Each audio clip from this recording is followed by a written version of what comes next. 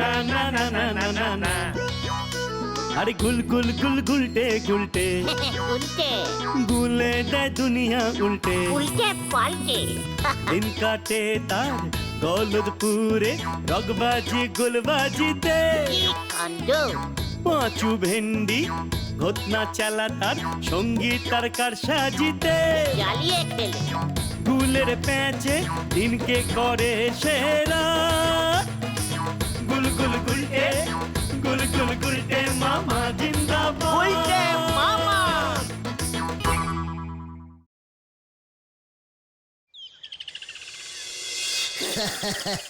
আমার নাম চারিদিকে কেমন ছড়িয়ে পড়ছে, তাই না রে? হ্যাঁ, যা কাণ্ড কারখানা করো তুমি। পাঁচু, হোয়াট কাণ্ড অ্যান্ড হোয়াট কারখানা! একদিন দেখবি সারা পৃথিবীতে আড্ডা গুরু নামে আমার নাম ছড়িয়ে পড়েছে, সঙ্গে ছবিও। অলবাট ইয়েস। তখন দেখবি তোদের কেমন গব্ব হবে। পৃথিবী বিখ্যাত আড্ডা গুরু সারা জীবন থেকেই আড্ডা মেরে গেল, একখানা ক্লাব ঘর তো কপালে জুটলো না। পাঁচু, তুই কিন্তু আজকে আমার বিরুদ্ধে অ্যান্টিবডিক্যালি কথা বলছিস। পাঁচু তো ঠিকই বলছে গুলটে মামা, তুমি একটা ক্লাব ঘরের ব্যবস্থা করতে পারলে না। একটা ক্যারাম বোর্ড যদি থাকতো। ঠিক ঠিক গুলটে মামা, একটা অন্তত ক্যারাম বোর্ড কেনার ব্যবস্থা করো। হ্যাঁ গুলটে মামা, দেখবে ক্যারাম থাকলে আমাদের আড্ডার সদস্যও বাড়বে। বলছিস? হ্যাঁ গুলটে মামা। ওরে গলদপুরের ক্যালটাবুলাস বলদের দল, এত যে ক্যারাম ক্যারাম করছিস, ক্যারাম কি তোরা খেলতে পারিস? হ্যাঁ, তুমি পারো। ঘটন, তোর এই সন্দেহবাতিক স্বভাবটা চেঞ্জিং কর বলে দিলাম। আমাকে বলছে আমি নাকি ক্যারাম খেলতে পারি না। ওরে, আমাকে ক্যারাম খেলার জগতে বিস্ময় প্রতিভা বলা হয় রে। হ্যাঁ রে, একটা সময় সারা পৃথিবীতে ঘুরে ঘুরে ক্যারাম খেলে বেড়াতাম। কত দেশে যে আমি এই খেলাটা চালু করেছি তার কোনো ইয়ত্তাই নেই। ফুটবলে জাদুকর যেমন পেলেকে বলা হয়, তেমন আমাকে বলা হয় ক্যারামের জাদুকর কেলে। এ কেলে, তুমি তো ভালোই পড়ছে দেখছি গুলটে মামা। কে রে পাঁচু? ওরে সবাই হাত দিয়ে ক্যারাম খেলে, আমি কিভাবে খেলি জানিস? কিভাবে? ফু দিয়ে।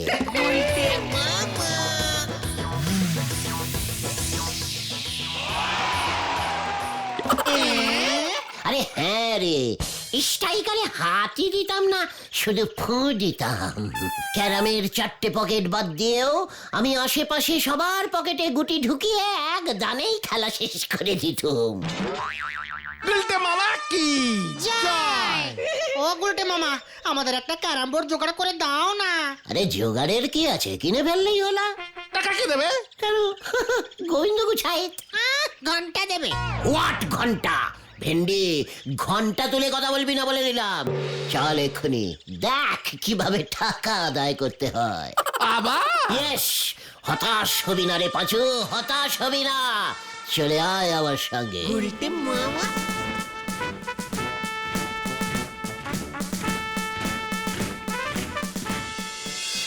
মানে কথা, ব্যবসার অবস্থা যে দিনকে দিন খারাপ হয়ে যাচ্ছে। ওরে লোকজন কি গুড় খাওয়া বন্ধ করে দিল নাকি? মানে কথা, গোবিন্দ মেশমশাই, গোবিন্দ মেশমশাই। উজবুকের দল আবার কি মতলবে? পায়ে ধুলো দিন মেশমশাই। ওই, তোদের আসল মতলবটা কি খুলে বল দেখি। ভেরি ধার্মিক মতলব ঝোলা, ইয়ে মানে গোবিন্দ মেশমশাই। হাইলি পবিত্রাধীন পবিত্রাস, পবিত্রাসু টাইপের মতলব। ওই, এসব আবার কি বলছিস রে? মানে কথা, ব্যবসার সময় মস্করা? এ মা, এত সিরিয়াসটিক ব্যাপার নিয়ে কেউ মস্করা করে মেশমশাই? ওই, তোদের উদ্দেশ্যটা কি বলবি নাকি মানে কথা হরিবল দারোগাকে ফোন করবো? না মানে মেশমশাই, পাপ হয়ে যাবে, আপনার মহা পাপ হয়ে যাবে। বাপ, মানে কথা তোরা কি করতে চাইছিস বলতো? অশ্বমেধ যজ্ঞ, অশ্বমেধ যজ্ঞ, অশ্বমেধ যজ্ঞ। কি কি করবি মানে কথা তোরা? আগে মেশমশাই, অশ্বমেধ যজ্ঞ, মহাযজ্ঞ। যেভাবে আমাদের গলদপুরে ব্যবসায় সবার লস হচ্ছে, সবার মঙ্গলের জন্য আমি একটা অশ্বমেধ যজ্ঞ করব ভাবছি। আরে কত কষ্ট করে আপনারা ব্যবসা করেন, লস খেলে আমার কষ্ট হয় না বুঝি? তাই আমি এত বড় একটা যজ্ঞের আয়োজন করিতে চলিয়াছি। ও তাই বুঝি, মানে কথা তা অশ্বমেধ যজ্ঞে তুই ঘোড়া কোথায় পাবি? ঘোড়া? ঘোড়া কোথা থেকে? ও ইয়ে মানে মেশমশাই কিনবো। 1000-5 টাকায় একটা মেজো খাটো টাইপের ঘোড়া হয়ে যাবে মেশমশাই। হ্যাঁ, ঘোড়াটা তো বেশি দূর ছুটবে না, আশেপাশের কয়েকটা পাড়া ঘুরিয়ে নিয়েই চলে আসবো। মানে কথা এ তো বেশ খরচার ব্যাপার, তো তোদের টাকা কে দেবে? কেন আপনি? না মানে 1000-5 টাকা দিয়ে শুরু করুন, পরে আরো কিছু লাগলে না হয় দেখা যাবে। কি বলিস তোরা?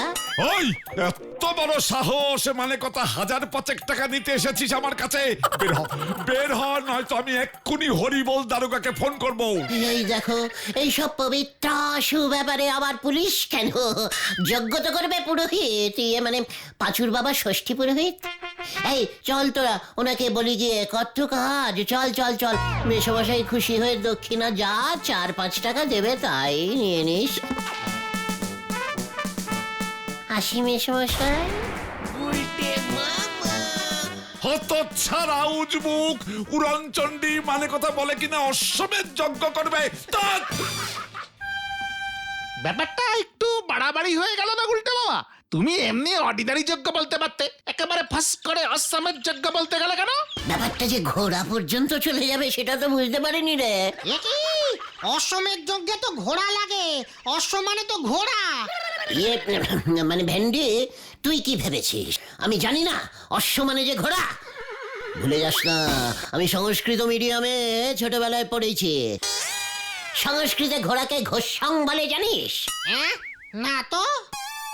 তা জানবি কি করে? অশ্বডিম্ব টাইপের বলদ। ধুর, মাঝখান থেকে আমাদের ক্যারাম বোর্ড কেনাটাই ভন্ডুল হয়ে গেল। এত তাড়াতাড়ি হতাশ হয়ে পড়িস না পাচু। মনে রাখিস, বিশ্বাসে মিলাবে বস্তু, হতাশে বহু দূর। আমার উপরে বিশ্বাস রাখ। ঘটনাটা কোথায়? আড্ডা এত লেটিং করে এলে যে ফাইন বসাতে হবে দেখছি। ওই তো ঘটন। খবর আছে, খবর আছে, খবর আছে। সর্বনাশী খবর নাকি দুঃখনাশী? মাঝামাঝি। আরে খবরটা কি বলবি তো?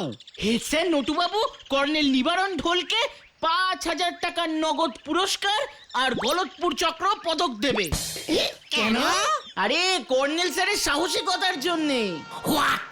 কর্নেল বাবু আবার কিসের সাহস দেখালো? সারা জীবন কর্নেল স্যার সাহসের সঙ্গে দেশের শত্রুদের বিরুদ্ধে বুক চিতিয়ে লড়াই করেছেন, তাই। আর তাই ফস করে 5000 টাকা পুরস্কার ঘোষণা করে দিল হেড স্যার। তাতে তোমার কি? সেই হিসেবে ধরলে তো আমাকে 50,000 টাকা দিতে হয়। কেন? ওরে গলতপুরের পচা গোবর পোড়া বলদ পাঁচু, ওই নিবারণ বাবু সেনাবাহিনীর একজন কর্নেল ছিলেন আর আমি ছিলাম সেনাপতি। আমার আন্ডারে এমন 105 কর্নেল যুদ্ধ করতে, বুঝেছিস? পার কর্নেল 100 টাকা ধরলেও 50,000 টাকা আমি পাই। আর তোদের অন্তত 50টা ক্যারাম বোর্ড আমি কিনে দিতে পারি। হ্যাঁ, এসব কি বলছো তুমি? তুমি আবার কার সেনাপতি ছিলে গো? কবেই বা ছিলে? সে বহু বহু বছর আগে।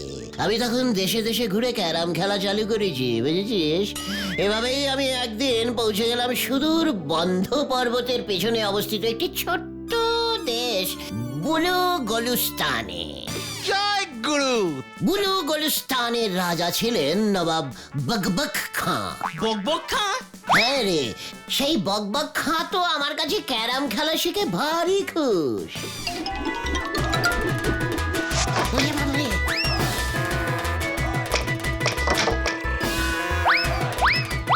জিত গিয়া, জিত গিয়া, জিত গিয়া।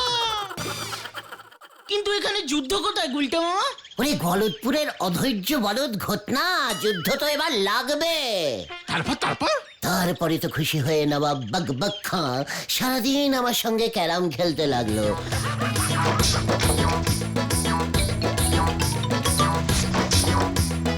রাজ্য শাসনের দিকে কোনো মনই নেই। নবাবের গিন্নিও রাগ করে বাপের বাড়ি চলে গেলেন।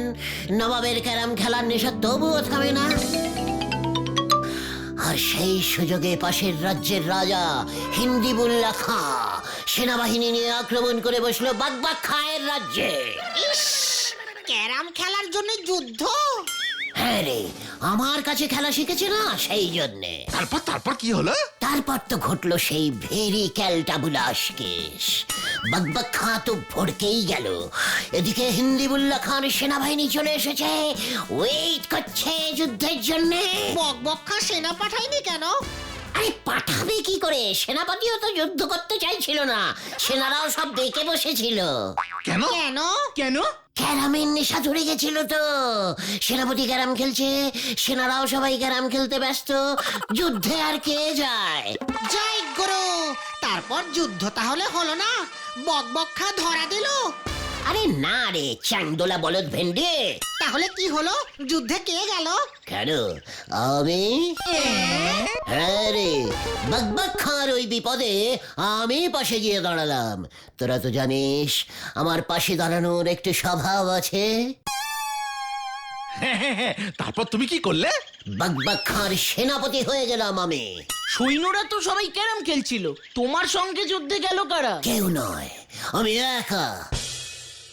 তোরা তো জানিস আমার কি সাহস।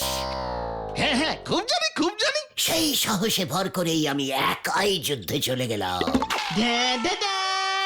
ঘটনা, মিউজিকটা পরে দে, এখনো কিন্তু যুদ্ধ শুরু করিনি আমি।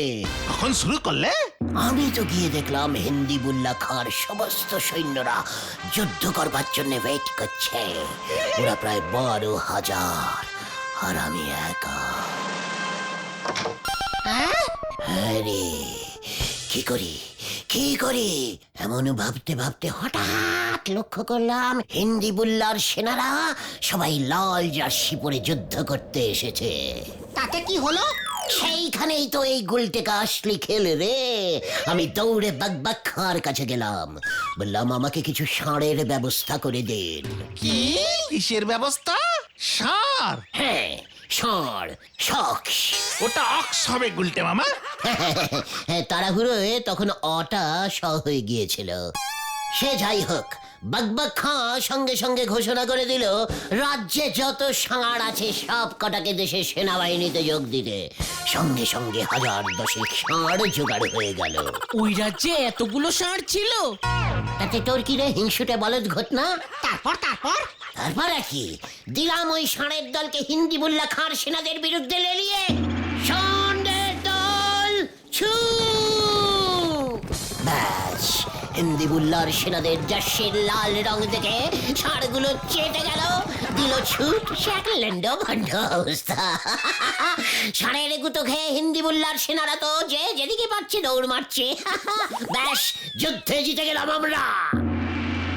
আর ওই ষাঁড়গুলো কোথায় গেল? যুদ্ধ শেষ, জিতে গেছি। তোর ওই ষাঁড়গুলোর খোঁজ নেওয়ার এত দরকার কি শুনি ঘটনা? হয়তো যে যার বাড়ি চলে গিয়েছিল। বাবা, এ তো বিরাট ব্যাপার।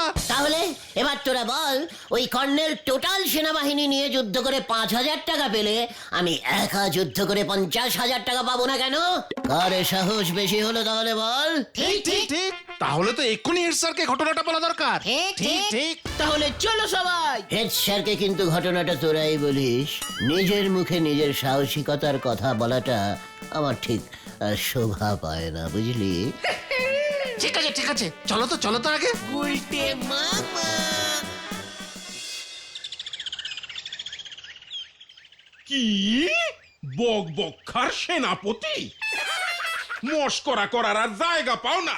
আউট আউট, বেরিয়ে যা বলছি। কি স্যার, খোঁচে গেলেন কেন? আমাকে দেখে কি সেনাপতি সেনাপতি মনে হচ্ছে না? তোর সেনাপতির কাঁথায় আগুন। তোরা বেরোবি নাকি আমি পুলিশ ডাকবো? কি মুশকিল। না না, এর মধ্যে আবার পুলিশ কেন? পুলিশ দিয়ে কি যুদ্ধ হয় নাকি? এত বড় সাহস আমার কাছে এসেছে এই সব উজবুকি গল্প বলতে। এই তো বললেন আমার কত বড় সাহস। স্যার, কর্নেলকে সাহসিকতার পুরস্কারটা দেওয়ার আগে আমার সাহসটার কথাও একবার আপনি ভেবে দেখতে পারতেন স্যার। ঠিক আছে, আমিও দেখবো তোর কত বড় সাহস হয়েছে। এই চল রে তোরা, স্যার ব্যাপারটা দেখবেন বলছেন। ঠিক আছে চল, স্যারকে একটু ভাবতে দে, আর বিরক্ত করিস না তোরা। ঠিক আছে স্যার, আমরা তাহলে এখন আসছি। এর একটা বিহিত করা দরকার। গলদপুরে যে এই উজবুকটার জন্য আর থাকাই যাচ্ছে না। এই বলহরি দারোগাকে দিয়ে কিচ্ছু হবে না। এবার আমাকে অন্য উপায় বার করতে হবে। হ্যাঁ, অন্য উপায়। হেড স্যার তোমাকে সেনাপতি হিসেবে মানতেই চাইলেন না? ওই কর্নেল নিবারণ ঢোল সব সময় সেনাবাহিনীর ড্রেস পরে থাকে, আর আমি আছি নর্মাল মানুষের ড্রেসে, তাই পাত্তা দিল না তো। ঠিক আছে, হেড স্যার যদি দইয়ের ঘোল হয়, আমিও তাহলে বাঘা বোতল। ওটা বুনো ওল আর বাঘা তেঁতুল হবে গুলটে মামা। সে যাই হোক, তোরা এখন যা তো, বাড়ি যা। বিকেলে নড়ার চায়ের দোকানে দেখা করতে হবে কিন্তু আমাদের সবাইকে, কথাটা যেন মনে থাকে।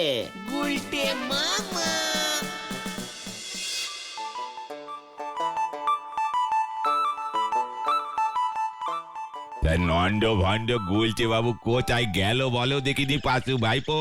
সেটাই তো বুঝতে পারছি না গো। আরে ওইটা কে আসছে? বিনা পয়সায় খাইব না এক কাপ চাও। এসব কি সেজেছ গুলটে মামা? সেনাপতি। এমন বিশ্রী সেনাপতি সেজে বিনে পয়সায় চা খাবে নে বলতেছে। যাক, আমার তবে লাভ হয়েছে। নবাব বকবক খার সেনাপতির কাছে তুই লাভ ক্ষতির হিসেব দেখাচ্ছিস? আমি বিনা পয়সায় এক কাপ চা খাবো না বলেছি, 2 কাপ চা তো খেতেই পারি নাকি? এই যে যা ভেবেছি আমি, তা আপনি কার সেনাপতি সেজেছেন কি বিশ্রী দেখতি। নবাব বকবক খান। তা গুলটে মামা, তুমি এমন পোশাক পরে এসেছো কেন? চল এবার হেড স্যারের কাছে, সেনাপতির ড্রেসে এবার আমাকে দেখুক। ওই নিবারণ বাবুও কর্নেলের ড্রেস পরা, আর আমিও সেনাপতির ড্রেস পরা। একেবারে শেয়ানে শেয়ানে যুদ্ধ হবে, বুঝেছিস? আসল যুদ্ধ তো এবার নাগবে, হরি বল।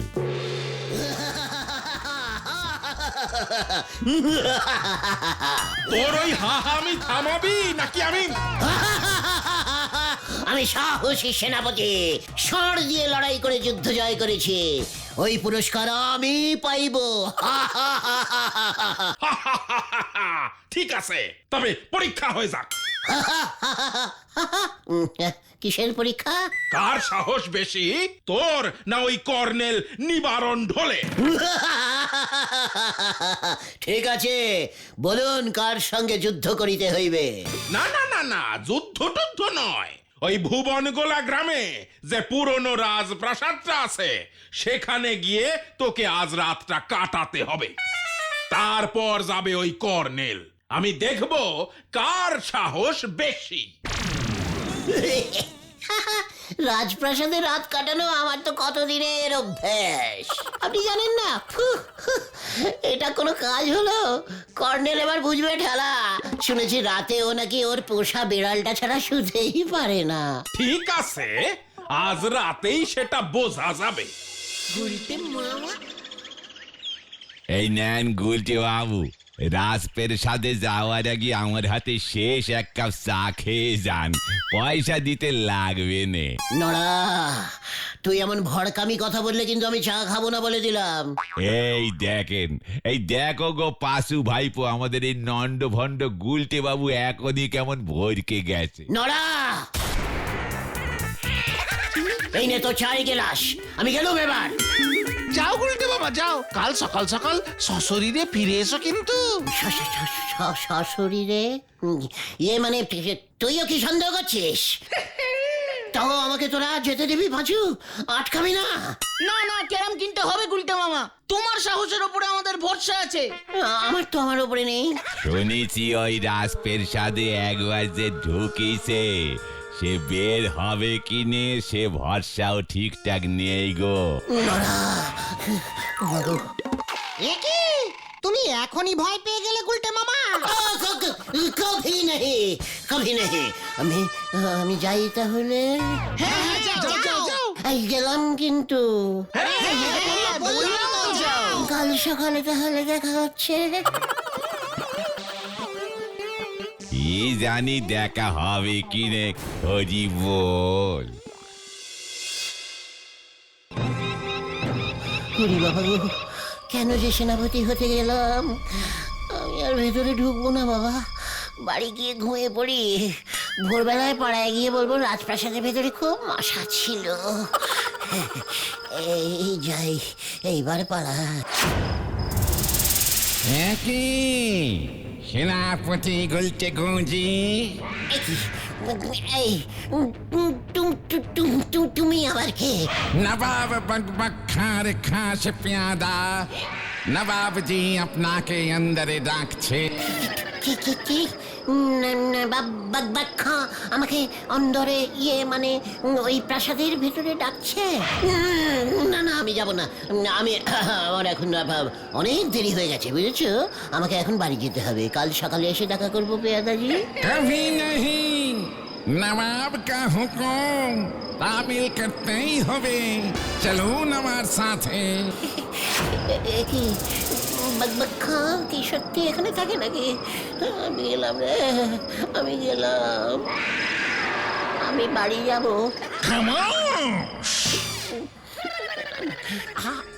আপনি কে স্যার? নবাব বকবক খান। বাক বাক বাক বাক বাকুম বাকুম বাক বাক বাক। খামোশ! তোর এত বড় সাহস, আমার নাম নিয়ে ঝুট কথা বলছিস? আমার নাম ঘুরে আবার 5,000 টাকা হাতানোর মতলব করছিস? বিশ্বাস করুন স্যার, আমি বুঝতে পারিনি আপনি যে আমাদের গলতপুরের পাশের পাড়াতেই থাকেন। আমি কি করে বুঝবো বলুন? খবরটা চলে যাবে আপনার কাছে।